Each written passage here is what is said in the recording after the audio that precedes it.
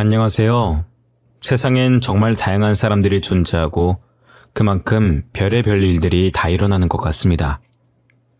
여기에 익명으로 올라오는 기가 막힌 사연들만 해도 말이에요. 저는 얼마 전까지만 해도 여기서 사연을 들으면서 이런 일이 실제로 일어나는 건가 싶었는데 드라마보다 더 드라마 같은 게 저희가 살고 있는 현실이었습니다. 과연 여러분들이 제 이야기를 들었을 때 어떤 생각을 하실지 모르겠지만 제 입장에선 지금 제가 쓰고 있는 이 사연도 정말 드라마 같다고 생각을 합니다. 제게는 정말 귀하게 키운 아들이 하나 있습니다. 저는 23살이라는 어린 나이에 사고를 치는 바람에 남들보다 일찍 결혼한 편이에요. 남편은 27살 취업 준비하던 대학교 선배로 둘 다 이렇다 할 직장도 없이 사고를 쳐버린 겁니다. 그래도 남편이 책임감이 강해서 열심히 이력서를 넣으러 다녔고 5번의 면접 끝에 나름 이름 있는 건설업체에 취업을 하게 됐어요. 남편은 처음에 사무직으로 들어갔었는데 현장직에 사람이 부족해서 부서 이동을 통보받았습니다. 다들 편하게 사무직에 있고 싶지 누가 힘들게 현장직을 뛰고 싶겠어요. 부서 이동 얘기가 나올 때 서로 눈치 보기 바빴었고 그러다 결국 답이 서질 않자 나이도 경력도 막내였던 남편이 어쩔 수 없이 현장직으로 부서를 옮길 수밖에 없었습니다. 제가 걱정이 되어서 잘 하지도 않던 잔소리도 하게 되었어요. 하지만 남편은 제 잔소리에도 애써 웃어 보이더라고요. 아니, 아무리 늦게 입사하고 막내라지만 왜 자기들 마음대로 부서 이동을 시키고 그래? 자기들이 하기 싫은 일이면 우리도 하기 싫은 게 당연한 거 아니야? 그래도 어쩌겠어. 할 사람이 없다잖아. 그리고 우리가 찬밥 돈밥 따질 때가 아니잖아. 돈만 되면 뭐든 괜찮아. 나는 월급 더 많은 게 좋아. 당신이랑 애기만 먹여 살릴 수 있다면 말이야. 나는 당신이 걱정돼서 그런 거지. 그럴 거면 애초에 현장직으로 사람을 뽑든가 사무직으로 뽑아놓고 현장직으로 가라고 하면 어쩌라는 거야 정말. 저는 계속 투덜거렸지만 남편은 괜찮다고 저를 달랬습니다. 제가 워낙 걱정이 많은 성격이라 남편이 출근할 때면 퇴근할 때까지 걱정을 달고 있었어요. 그래도 남편은 제 걱정과는 달리 잘 해내고 있더라고요. 저도 아이를 낳고 아이가 5살 정도 됐을 때 유치원에 보내고 취업 준비를 했습니다. 다행히 대학교 다니면서 따놓은 자격증이 많았고 나이도 아직 20대 후반이라 충분히 취업이 가능했어요. 저는 대기업까지는 아니더라도 나름 알아주는 중소기업의 경리로 일하게 되었습니다. 사실 광고회사랑 무역회사 두 회사에 다 합격을 했었는데 제가 원래 가고 싶었던 회사는 광고회사였어요. 무역회사는 다른 곳 다 떨어지면 거기라도 가보려고 그냥 한번 넣어본 회사였었거든요. 그런데 연봉이랑 복지가 무역회사가 더 좋아서 생각에도 없던 무역회사에 들어가게 되었습니다. 직원분들도 다 좋으신 분들이라 회사 생활을 편하게 했어요. 남편과 제가 맞벌이로 돈을 버니 금방 월세집에서 전셋집으로 옮길 수가 있었습니다. 아직은 자가로 사려면 한참 멀었지만 그래도 이전 월세집을 생각해보면 부자가 된 것 같고 좋았어요. 궁합도 한 번은 4살 차이라 그런지 저희는 싸우지도 않았고 아이를 키우면서 결혼 생활을 잘했습니다. 아이가 초등학교 입학을 앞두고 있을 때 저는 동우가 쓸 책가방을 사려고 반차를 쓰고 아이와 함께 근처 마트에 갔습니다. 한참 쇼핑을 다 하고 시간을 보려고 휴대폰을 꺼냈는데 회사에서 배터리 충전하는 걸 깜빡했는지 휴대폰이 꺼져 있더라고요. 집에 오자마자 충전기를 연결해서 휴대폰을 켰더니 남편 번호로 부재중이 여러 통화 있더라고요. 그래서 전화를 걸었더니 남편이 아닌 다급한 간호사의 목소리가 들렸습니다. 신서구 씨 가족 되시나요? 지금 땡땡 대학병원인데요. 1시간 30분 전에 신서구 씨가 저희 병원으로 실려오셨는데 1시간 전에 사망을 하셨어요. 빨리 와주셔야 될 것 같아요. 저기요, 저희 남편이 사망했다니요? 그게 무슨 말이에요? 건강하던 사람이 왜 갑자기 죽어요? 장난치시는 거죠? 저희가 살려보려고 노력했는데 출혈이 심해서 사망하셨어요. 죄송합니다. 1시간 전이면 제가 휴대폰이 꺼진 채로 쇼핑을 하던 그때였습니다. 급하게 아이를 들쳐매고 병원으로 향했죠. 제가 도착했을 땐 이미 남편은 사망한 지 1시간이 지나서 침대 위에 누워 흰 천을 덮고 있었고, 누워있는 남편 옆에선 직장 동료로 보이는 분이 죄송하다며 고개를 숙이고 계셨죠. 저기요, 이게 어떻게 된 건지 말을 좀 해봐요. 저희 애아빠 어쩌다 이런 거냐고요. 죄송합니다. 입이 10개라도 할 말이 없습니다. 철거 작업을 하고 있는데 아래 사람이 없는 걸 확인하고 파이프를 떨어뜨렸는데 그만. 그게 말이 되냐고. 당신들 너무한 거 아니야? 현장을 해보지도 않은 사람이 현장직에 내세우더니 어떻게 우리 가족한테 이럴 수가 있어. 우리 가족은 어떻게 살라고 이제. 그렇게 남편은 저와 7살 아들을 두고 허망하게 세상을 떠나버렸습니다. 조금 있으면 아들이 초등학교 입학하는데 입학하는 거 보겠다고 휴일도 다 맞춰놨던 양반인데 뭐가 그리 급해서 벌써 떠났냐고 영정사진을 보면서 많이도 한탄했죠. 아들은 자기 아빠가 죽은 걸 아는지 모르는지 울지도 않고 그렇다고 웃지도 않았어요. 저도 남편을 따라갈까 하는 안 좋은 생각을 많이 했지만 그럴 때마다 아들을 보고 참고 버텼습니다.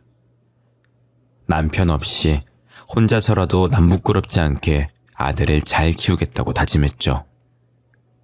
혹시나 아들이 아빠가 없다는 이유로 반항심을 가지고 안 좋은 길로 빠지지 않을까, 나를 탓하지 않을까 하는 마음에 금이야 오기야 키웠습니다. 아이가 하고 싶다는 게 있으면 최대한 해주려고 노력을 많이 했어요. 아빠가 없어도 사는데 여유가 있으면 나쁜 길로 빠지지 않을 거라 생각했거든요. 동우야, 뭐 필요한 거 있어? 아니면 하고 싶은 거라든지. 동우가 하고 싶은 거 있으면 엄마가 다 해줄 거야. 그러니까 부담 갖지 말고 엄마한테 말해봐. 하고 싶은 거? 딱히 없는데. 그럼 미술학원. 제 친구들 미술학원 다닌대요. 친구들이 다니는 미술학원에 같이 다니고 싶어요. 엄마, 저 미술학원 보내줄 거예요? 당연하지. 동우가 하고 싶다는 거 엄마가 다 해줄 거라고 했잖아. 미술학원 말고도 또 하고 싶은 거 없어? 과외는 필요 없어? 과외... 엄마, 저는 공부에 재능이 없는 것 같아요. 일찌감치 포기하고 잘하는 거 찾아보려고요. 요놈... 곧 중학교 올라간다고 말 잘하는 거 봐. 알겠어. 동우가 하기 싫은 건 엄마가 안 시킬게. 용돈은 아직 남아있어? 더 필요하면 말하고 엄마가 줄 테니까. 이미 엄마가 용돈을 많이 주셔서 아직도 많이 남아있어요. 이 정도면 다음 달까지도 충분해요. 제 걱정하지 마시고 엄마 회사 가서 점심때 맛있는 거 사드세요. 아들이 아빠 없다고 엇나가지 않을까 걱정을 많이 했었는데 오히려 일찍부터 철이 들어버린 겁니다. 고작 초등학교 6학년 다니고 있는 아들이 자기 걱정은 하지 말라면서 되려 제 걱정을 하더라고요. 남편을 쏙 빼닮았는지 벌써부터 생활력이 강해서 용돈을 쪼개서 쓰고 알아서 모으고 있었어요. 게다가 책임감도 강해서 벌써부터 엄마를 지키겠다며 의젓한 모습을 보이니 기특하기도 하면서 한편으로는 또래답지 않은 행동을 하는 게 제 탓 같아 미안했습니다. 아들은 다행히 중학교, 고등학교를 가서도 나쁜 길로 빠지지 않았고 사춘기도 없이 잘 커졌어요. 게다가 중학교에 들어가면서부터 제 일을 잘 도와주곤 했습니다. 베란다에 널려있는 빨래들 걷어서 개면 되는 거예요? 제가 만져봤을 땐 다 마른 것 같아요. 놔둬. 내가 할게. 학교에서 공부하느라 힘들었을 텐데 뭐하러 그래. 우리 아들은 소파에 앉아서 TV 보고 계세요. 이런 건 엄마가 다 알아서 할게. 아니에요. 제가 도와드릴게요. 엄마도 밖에서 일하고 오느라 힘들었을 거 아니에요. 저보다는 엄마가 더 힘들죠. 빨래 개는 게 어려운 것도 아닌데요, 뭐. 아들은 제가 하지 말라고 말려도 빨래 개는 거며 설거지며 자신이 할 수 있는 선에서 어떻게든 저를 도와주려고 했습니다. 그렇게 착하디 착한 저희 아들은 성인이 되었고 명문대도 졸업했어요. 학생 때 미술 배웠던 걸 살려서 미대에 입학을 했고 장학금을 받으며 다녔었습니다. 그리고 졸업 후 혼자서 패션 디자인 쪽 공부를 하더니 그쪽 업계로 취업을 하더라고요. 제가 패션 쪽을 잘 몰라서 모르지만 아들이 만든 옷을 연예인들이 종종 입고 나오고 한다고 하더라고요. TV를 보다가 아들이 저거 자신이 만든 옷이라고 말하면 괜히 신기하고 뿌듯했습니다. 이제 아들이 어느 정도 나이를 먹었고 한 해가 지날수록 결혼 걱정이 들었어요. 결혼을 안 할까봐 걱정된 게 아니라 벌써 결혼한다고 하면 어쩌지 하는 걱정이 컸습니다. 아직은 아들을 다른 사람에게 보내기 싫었고 아들이 결혼하는 상상을 하니 눈물이 날 정도였죠. 최대한 늦게 결혼하길 바랬지만 아들은 제 신경도 모르고 결혼할 여자가 있다면서 제게 소개해주고 싶다고 하는 거예요. 어머니, 저 어머니께 소개해주고 싶은 사람이 있어요. 그 사람이랑 결혼까지 생각하고 진지하게 만나고 있어요.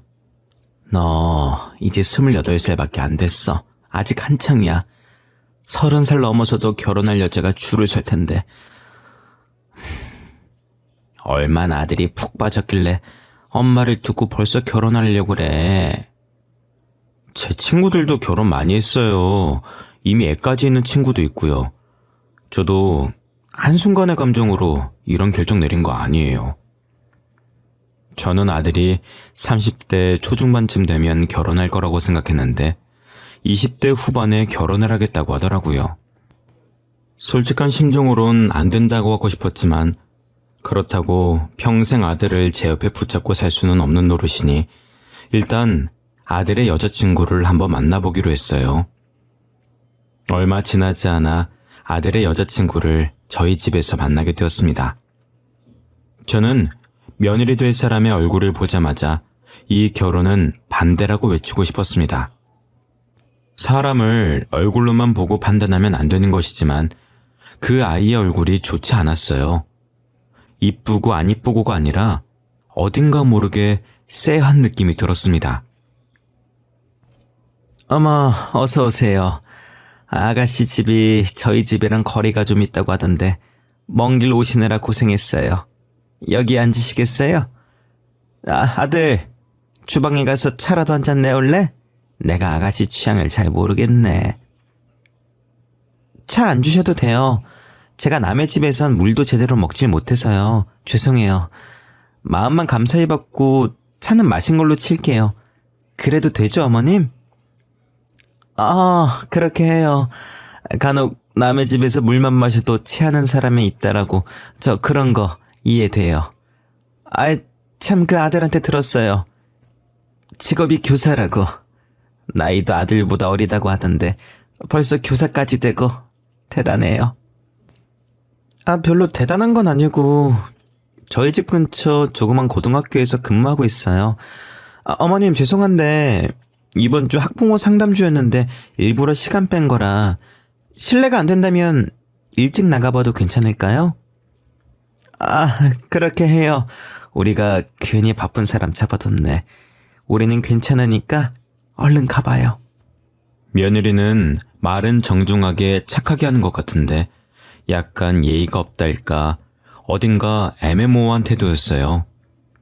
솔직히 며느리 직업이 교사라고 하면 두말할 것도 없이 좋았죠. 하지만 며느리에게 풍겨오는 쎄한 느낌을 무시할 수가 없겠더라고요. 시어머니가 될 사람과 첫 식사 자리인데 벌써부터 먼저 일어나 보겠다고 하고 제가 주는 물 한 잔도 안 먹겠다는 태도를 보면 결혼 후에 어떨지 훤하게 보이더라고요. 저는 아무리 직업이 좋고 돈을 잘 벌어도 사람 됨됨이가 좋지 못하면 결혼시키고 싶지 않았습니다. 그 아이가 간 뒤 한참을 생각하다가 아들에게도 이 결혼은 아닌 것 같다고 말했어요. 아들, 꼭 그 아가씨랑 결혼을 해야 되겠어? 엄마가 봤을 땐 좀 아닌 것 같은데 인상이 너무 안 좋아. 아까 보인 태도도 그렇고. 제발 엄마를 봐서라도 결혼 다시 한번 생각해보면 안 되겠니? 엄마가 잘 몰라서 그런 거예요. 원래 수진이가 낯을 좀 많이 가려서 그런 거지 심성은 착한 애예요. 그리고 아까는 제가 바쁜 애 붙잡아 두긴 했어요. 원래 시간 안 된다고 했는데 제가 억지로 데리고 온 거거든요. 그래, 그래도 엄마가 볼 땐 영 아닌데 이 결혼 꼭 해야겠어? 나중에 너가 잡혀 살 것 같아서 그래. 나는 잘 지내는 모습을 보고 싶지 누구 하나 잡혀 사는 거 보고 싶지 않아. 에이, 엄마. 괜한 걱정하시는 거예요. 저희 사이 엄청 좋아요. 엄마, 저 못 믿으세요? 저 이제껏 언제 엄마 속 썩인 적도 없잖아요. 그러니까 이번에도 아들 한번 믿어보세요. 저는 어떻게든 아들의 결혼을 말려보려고 했지만 아들이 너무 완강했어요. 아들이 이제껏 자기가 속 썩인 적 있냐고 하는데 반박할 말이 없더라고요. 지금까지 커오면서 제게 반항 한 번 한 적 없고 잘못된 선택한 적 없는 아이였거든요. 그래서 어쩔 수 없이 아들을 믿고 결혼을 허락했습니다. 상견례를 할 때 사돈네를 보니까 사이가 엄청 좋고 되게 인자해 보이시더라고요. 자식은 부모의 거울이라고 부모를 보면 자식이 어떤지 보인다고 하잖아요.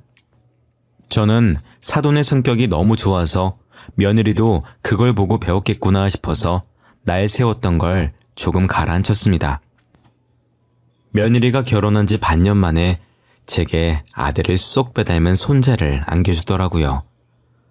아이가 생기면서 육아에 전념하기 위해 며느리는 교직을 내려두고 전업주부가 되었습니다. 원래는 며느리가 다니던 학교 근처에서 신혼집을 구했어서 저희 집과는 거리가 먼 곳에서 살고 있었어요.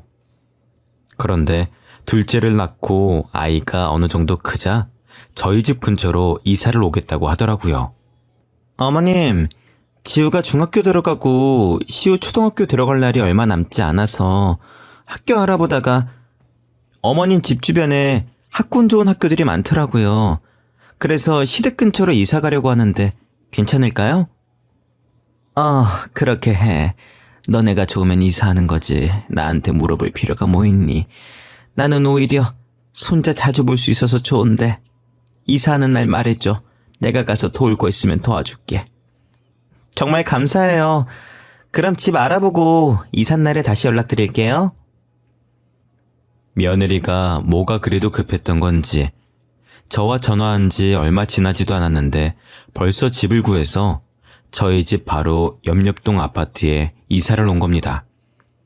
아들에게 왜 이리 일찍 이사 왔냐고 하니 며느리가 미리 이사 와서 아이 엄마들이랑 친해져야 한다고, 그래야 사교육 정보를 얻을 수 있다고 해서 이사를 서둘렀다고 하더라고요. 저는 아들을 그렇게 유난스럽게 안 키워봐서 이해가 잘 되진 않았지만 교사 출신인 며느리가 어련히 알아서 잘할까 하는 생각에 이해해보려고 노력했습니다. 그런데 며느리가 이사를 하고부터 제게 아이들을 맡기는 일이 종종 있더라고요. 첫째야 중학교 들어가면서 학원까지 다니게 돼서 늦게 오지만 둘째 손주는 아직 초등학생이라 방과 후 수업 마쳐도 3시 전에는 집에 도착하거든요. 그런데 매번 며느리가 얼굴은 안 비추고 전화로 이런저런 핑계를 대면서 둘째 손주를 맡기더라고요. 어느 순간부터 둘째 손주의 학교는 아들네 집이 아니라 저희 집이 되어버렸습니다. 어머님 죄송해요. 이번에도 저희 막내 잘 부탁드릴게요. 믿고 맡길 사람이 어머님밖에 없네요. 제가 급하게 학부모 간담회가 잡혀서 말이에요. 다들 일한다고 오늘 아니면 시간이 안 된다고 해서요. 아가, 너 며칠 전에도 학부모 독서회 가야 된다고 막내 우리 집에 맡겨두고 가지 않았니? 어머님, 그건 학부모 독서회고요. 이번엔 간담회예요. 독서회랑 간담회는 다른 거예요. 금방 올 거니까 잠깐만 봐주세요. 진짜 죄송해요. 제가 간담회 맞추면 바로 데리러 올게요. 너 이러려고 여기로 이사 온 거지? 학고는 핑계고 일부러 나한테 애 맡기려고 우리 집 근처로 이사 온 거 아니야? 한두 번도 아니고. 이게 지금 대체 몇 번째야? 어머님 손주들이잖아요. 그럼 며느리 바쁠 때 한 번씩은 봐줄 수 있는 거 아니에요? 제가 놀러 가는 것도 아니고 지후 미래를 위해서 이렇게 발에 불나게 따라다니는 건데 이해 못 해주세요? 아휴, 알았다. 이번이 진짜 마지막이야. 7시 안엔 올 수 있는 거지? 나도 근처에 나갈 일이 있어서 7시에 나가봐야 돼. 그럼요. 무슨 일이 있어도 7시까지 꼭 갈게요. 감사합니다, 어머니. 저는 말로는 며느리를 이길 수가 없어서 매번 제가 아이를 맡아주고 있었어요. 제가 단순히 손주 봐주는 게 싫어서 며느리한테 이러는 게 아니었습니다. 당연히 아들 빼닮은 손주를 보면 너무 귀엽고 사랑스럽죠. 하지만 손주를 봐주고 나면 며느리에게 잔소리를 어마어마하게 듣습니다. 제 친구들은 며느리가 고생한다고 용돈이라도 찔러주면서 맡긴다던데 저도 돈이라도 주고 애를 맡기면 어떤 잔소리를 하던 기분이 이렇게 나쁘진 않을 거예요. 그렇다고 해서 제가 돈을 바라는 건 절대 아니고 그냥 말이 그렇다는 겁니다. 며느리는 돈 주고 저에게 맡기는 것도 아니면서 이것저것 하면 안 되는 게 어찌나 많은지 제가 간식이라도 하나 먹이는 날엔 아무거나 먹이면 안 된다고 따지고 듭니다. 며느리가 아이를 데리러 오는 시간만 되면 괜히 긴장이 된다니까요. 마치 선생님에게 숙제를 검사받듯 며느리가 아이를 구석구석 보고 뭐 했는지 확인받는데 그렇게 긴장되고 떨릴 수가 없습니다. 시우, 오늘 할머니랑 뭐 했어? 할머니가 맛있는 거 많이 해줬어? 너 옷은 왜 이렇게 꼬질꼬질해? 밖에서 놀았던 거야? 놀이터 가서 놀았어. 그리고 할머니가 치킨 사줬어. 완전 맛있었어. 그리고 뭐 했지? 하여튼 완전 재밌게 놀았어. 할머니랑 이것저것 많이 했어. 어머니, 시우한테 치킨 사주셨어요? 애들 나중에 그것만 찾는다고 제가 인스턴트 먹이면 안 된다고 전에도 말씀드렸잖아요. 그리고 이렇게 옷이 꼬질꼬질하면 새 옷으로 갈아입혀 주셔야죠. 아니, 시우가 먹고 싶다는데 어쩌니. 그 나이 땐 먹고 싶은 거 마음껏 먹게 해줘야 돼. 그리고 하교하자마자 우리 집에 왔는데 새 옷이 어딨어. 가방에 새 옷이나 넣고 그렇게 얘기를 하든가. 진짜 못 살아. 다음부턴 여보 옷 가방에 넣어드릴 테니까 놀고 나면 애 옷 좀 갈아입혀 주세요. 다시는 인스턴트 음식 사주지 마시고요. 아시겠어요? 그럼 저 이만 가볼게요. 아이를 맡기는 날이면 하루도 빠지지 않고 며느리에게 한 소리를 들어야 했습니다. 이 정도 했으면 며느리의 잔소리에 내성이 생길 만도 한데 언제 들어도 심장이 벌렁거려요. 며느리가 저를 시어머니라고 생각은 하는 건지 해도 너무하더라고요. 어찌나 잔소리가 심한지 이 나이 먹도록 애를 열심히 봐주고 욕은 욕대로 먹는 게 너무 울컥해서 눈물이 다 나오더라고요. 그러다 며느리가 다급하게 저희 집에 찾아와선 첫째 학부모 모임 간다고 저한테 또 막내 손주를 맡기러 온 겁니다. 그땐 저도 약속이 있어서 나갈 준비하던 참이었었거든요. 그래서 저도 그날만큼은 단호하게 안 된다고 말을 했습니다. 어머님, 진짜 죄송해요. 오늘 첫째 학부모 모임 있는 걸 제가 깜빡했어요. 지금 당장 가봐야 되거든요. 진짜 죄송한데 오늘 하루 막내 좀 봐주세요. 야야야, 아가. 이렇게 덜렁 애 맡기고 가면 어떡해. 내가 안 된다고 했잖아. 나도 오늘 약속 있어. 잠깐만. 나 지금 나가봐야 되는데. 예. 어머님 죄송해요. 제가 저녁에 데리러 올게요. 진짜 죄송합니다. 그런데 제가 안 된다고 말할 틈도 없이 며느리는 아이를 집안에 들이고 나가버리더라고요. 순식간에 며느리가 사라져버렸고 남겨진 저와 손주는 서로를 빤히 쳐다봤습니다. 저는 결국 약속을 취소했고 한숨을 쉬며 손주를 봐줬어요. 손주가 집에서 잘 놀다가 집에서만 놀기엔 답답한지 밖으로 나가고 싶어 하는 겁니다. 아파트 단지에 아이들이 놀 수 있게 만들어 놓은 놀이터가 있어서 거기로 향했어요. 손주의 손을 잡고 집을 나서는데 며느리 차가 저희 집 바로 앞동에 주차가 되어 있는 겁니다. 저는 주차장 자리가 없어서 거기 주차해놓고 차를 안 가지고 갔나 했었거든요. 매일 차를 끌고 나가라는 법은 없으니까 대수롭지 않게 보고 있었습니다. 제가 그냥 지나치려고 할 때 며느리가 앞동에서 남자와 팔짱을 끼고 엘리베이터에서 나오는 겁니다. 처음엔 저 여자 우리 며느리와 좀 닮았네 싶었는데 옷차림이 아까 저한테 애 맡기고 나간 옷 그대로였고 얼굴도 자세히 보니 며느리가 확실했습니다. 저는 며느리를 보자마자 곧장 아들에게 전화를 걸었어요. 아들, 저 바쁠 텐데 전화해서 미안해. 내가 물어볼 게 있어서 말이야. 아니 글쎄, 며느라기가 분명히 학부모 모임 나간다고 나한테 애 맡기고 갔는데 모르는 남자랑 있더라고. 아, 모르는 남자랑 있어서 걱정돼서 전화하셨어요? 걱정하지 마세요. 앞동 남자일 거예요. 그 앞동의 남자가 학부모 모임에 장을 맡고 있는데 우리 아파트 주민이라 같이 가겠다고 저한테 말하고 간 거예요. 그러니 너도 알고 있는 거야? 아휴, 난 그것도 모르고 며느리 의심할 뻔했네. 너도 알고 있다니 됐어. 일하고 온 애는 붙잡아두고 쓸데없는 얘기를 했네. 일 열심히 해. 끊을게. 저는 며느리가 그 남자랑 팔짱 끼고 있었다는 말은 하지 않았습니다. 괜히 제가 넘겨짚고 말을 잘못해서 큰일 만들까봐 아들에겐 자세히 말하지 못했어요. 그리고 아들도 알고 있다고 하는데 제가 나서면 안 될 것 같았습니다. 하지만 그날 봤던 며느리와 학부모장의 분위기가 심상치 않았었거든요. 그래서 저는 며느리의 행동 하나하나를 주의 깊게 보게 되었습니다. 옷은 어떤 차림이며 어떤 이유로 아이를 맡겼는지 곱씹어 보게 되더라고요. 저녁에 손주를 데리러 온 며느리가 명품 가방을 메고 있는 겁니다.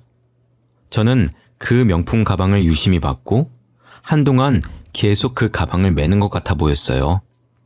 그러다 문득 생각이 든 게 일도 안 하면서 무슨 돈으로 저걸 샀나 싶더라고요. 혹시나 아들이 사준 건가 싶어서 아들에게 물어봤습니다. 아들, 요즘 지우가 들고 다니는 명품 가방 말이야. 그 무슨 돈으로 산 거니? 딱 봐도 비싸 보이던데 요즘 며느리가 따로 일하는 거 있어? 명품 가방이요? 뜬금없이 무슨 명품 가방이요? 지우가 명품 가방이 어딨어요. 저한테 생활비 받아가는 사람인데 그럴 돈 없을걸요? 그리고 어머니 가방 브랜드 잘 모르시잖아요. 그냥 착각하신 거 아니에요? 아니야. 분명히 명품 가방이 확실해. 그렇게 유명한 브랜드를 내가 모를 리가 없지. 그리고 내가 저번부터 찝찝했는데 아무래도 지우가 그때 본 그 학부모장이랑 바람피는 것 같아. 분명히 팔짱까지 끼고 있는 걸 내 두 눈으로 똑똑히 봤단 말이지. 그 가방도 그놈이 사줬구만 그래, 응? 팔짱을 꼈다고요? 확실히 그 남자랑 지우랑 팔짱 끼고 있었어요? 일단 알겠어요, 어머니. 아들은 제 말을 듣더니 굳은 목소리로 전화를 끊더라고요. 그러더니 며칠 뒤 다시 아들에게 연락이 온 겁니다. 제 말을 듣고 아들도 찝찝한 기분이 들어서 며느리 차 블랙박스를 확인했다고 하더라고요. 어머니, 저번에 지우가 바람피는 것 같다고 하셨잖아요. 진짜 둘이 바람핀 거 맞더라고요. 블랙박스 삭제한 건지 찍힌 영상은 없었는데 내비게이션에 땡땡대학교가 찍혀 있었어요. 땡땡대학교? 그 대학교는 왜 찍혀 있다니? 설마 앞동 남자 직업이 교수라니? 아니요. 대학생이었어요. 그래서 아내 뒤를 쫓다가 그놈이랑 둘이서 호텔까지 가더라고요. 알아보니까 둘이 클럽에서 만난 것 같더라고요. 그동안 돈 많고 어린 저 남자랑 사귀고 있었어요. 그럼 이때까지 학부모 간담회다 독서회다 하면서 나한테 애 맡긴 게 다 거짓말이었고 그놈이랑 놀아나느라 그랬다는 거야? 전화를 끊고 애들 집으로 갔더니 아들만 있고 또 며느리는 없더라고요. 아들은 며느리를 미행해서 목격한 모든 장면을 찍어두고 제게 보여줬습니다. 며느리의 차에 상간남이 동성한 것부터 호텔에 같이 들어가는 것까지 믿고 싶진 않았지만 진짜 바람이 폈더라고요. 어떻게 애도 둘씩이나 있으면서 대담하게 바람을 핀 건지 충격적이라 말이 안 나왔습니다. 며느리한테 당장 집으로 들어오라고 전화로 불렀습니다. 며느리는 왜 말도 없이 왔냐며 바쁜 사람 오라가라 한다고 투덜거리면서 집 안으로 들어오더라고요. 죄의식은 가지고 있는 건지 스스로 실토할 기회를 주고 싶어서 불렀더니 아주 뻔뻔 그 자체였습니다. 너 지금 어디 갔다 오는 길이야? 또 학부모 간담회다 뭐다 핑계대면서 나간 거야? 우리 다 알고 있어. 그러니까 사실대로 말해. 사실대로 말하면 가볍게 끝낼게. 다짜고짜 바쁜 사람 불러놓고 뭘 사실대로 말하는 거예요? 오늘은 학부모들 만난 게 아니라 집 근처 카페에서 친구 만나고 있었어요. 친구? 그 친구라는 사람 혹시 네 남자친구 말하는 거니? 클럽에서 만난 앞동 그 남자? 내가 앞동 남자랑 같이 있는 거 다 봤다. 어머님, 벌써부터 놓아놓으신 거예요? 저를 지금 누구랑 착각하시는 거예요? 뭘 보셨는지 모르겠는데 그거 저 아니에요. 학부모들 뒷공무니 쫓아다니기 바쁜데 제가 바람필 시간이 어딨어요? 며느리는 제 말에 팔짱을 끼면서 살짝 코웃음을 치더니 자기가 아니라고 뻔뻔하게 말하는 겁니다. 되려 저더러 노안이 있냐고, 자기를 누구랑 착각하고 이렇게 나오는 거냐고 하더라고요. 저는 그 말에 어처구니가 없어 했고 옆에 있던 아들은 며느리 얼굴에 몰래 찍어둔 사진을 던졌습니다. 며느리는 맞은 게 열받는지 저와 아들을 째려보다가 여전히 팔짱 낀 상태로 떨어진 사진을 내려다봤어요. 그러다 자신과 앞동 남자가 호텔 앞에서 팔짱 낀 사진이 있자 그 사진을 떨리는 손으로 줍더라고요. 어머님, 여보, 이게 대체 아니야, 이거 합성이야. 이거 누가 합성한 거라고요? 누가 당신한테 이거 준 거야? 어머님, 저 이거 진짜 아니에요. 누가 모함하고 있는 거라니까요? 누가 모함하고 있는 거라고? 그거 우리 아들이 직접 찍은 건데. 너 예쁘게 잘 나왔더라. 아들이 미술에만 재능이 있는 줄 알았는데 사진 찍는 거에도 재능이 있는 줄 몰랐어. 야, 너 진짜 양심 없다. 어떻게 끝까지 엄마한테 잘못 봤다고 소리칠 수가 있어? 나 이혼 소송할 거야. 그리고 애들 양육권도 다 가지고 올 거야. 상감남 소송 당연히 해야 되겠지? 여보, 어머님, 제가 잘못했어요. 다시는 그런 짓 안 할게요. 여보, 내가 이렇게 빌게. 차라리 합의혼 해달라면 군말 없이 해줄게. 제발 소송만은 하지 말아줘. 응? 여보, 제발. 우리 부모님 알면 나 진짜 죽어. 응? 그러게, 부모님 알면 죽는다면서 그런 짓은 왜 하고 다녔니? 네가 싼 똥 네가 치워. 난 너 대신 치워줄 마음 없으니까. 그리고 이 집에서도 당장 나갔으면 좋겠다. 너랑 같은 공간에 있는 것도 역겨우니까. 며느리는 이혼 소송만은 안 된다면서 무릎을 꿇더니 저와 아들의 바짓가랑이를 잡고 빌었습니다. 저희는 꿈쩍도 하지 않았고 아들은 억지로 며느리 팔을 잡고 집 밖으로 쫓아냈죠. 며느리가 소리를 고래고래 지르며 문을 두드리길래 옆집 주민에게 피해갈까봐 경찰까지 불러서 제대로 보내버렸습니다. 아들은 다음날 해가 뜨자마자 집을 부동산에 내놓고 저희 집으로 들어왔습니다. 그리고 곧바로 변호사를 찾아가 찍어둔 사진을 증거로 제출해서 며느리에게 이혼 소송을 걸었고 앞동 남자에게 상감난 소송을 걸었습니다. 확실한 증거에 재판이 그리 길게 이어지진 않았고 판결도 저희 아들 손을 들어주어 두 손자의 양육권도 아들이 가지고 올 수가 있었죠. 게다가 친정 부모님 귀에까지 들어가서 빈털터리로 쫓겨났다고 하더라고요. 모아둔 돈이 없으니 저희 아들에게 위자료를 줄 수가 없었고 결국 사채를 끌어썼다가 돈을 못 갚아서 사채업자에 비해 어디론가 숨어버렸다고 들었습니다. 그 뒤로 사돈까지도 며느리의 행방을 모르니 어떻게 살고 있는지 소식을 들을 방법이 없었어요. 한순간에 나락으로 떨어진 게 불쌍하긴 했지만 다 자기가 자초한 일이라고 생각합니다. 며느리가 바람만 피지 않았어도 이런 일은 없었을 거잖아요. 손자들에겐 엄마를 빼앗은 것 같아 미안한 마음이 들었는데 손자들은 개의치 않더라고요. 오히려 저랑 같이 살게 되어 좋다고 이리 뛰고 저리 뛰고 난리였습니다. 아들도 부모 품이 좋다면서 따로 나갈 생각을 하지 않고 있고요. 저도 혼자서 지내다가 아들과 손자들이 있으니 시끌시끌한 게 사람 사는 것 같고 좋습니다. 저는 손자들에게 엄마 같은 할머니가 되어주려고 합니다. 무슨 일이 있어도 아들과 손자 편에 서서 열심히 응원하고 지지해주려고요. 지금까지 부족한 제 사연 들어주셔서 감사합니다. 다들 건강하세요.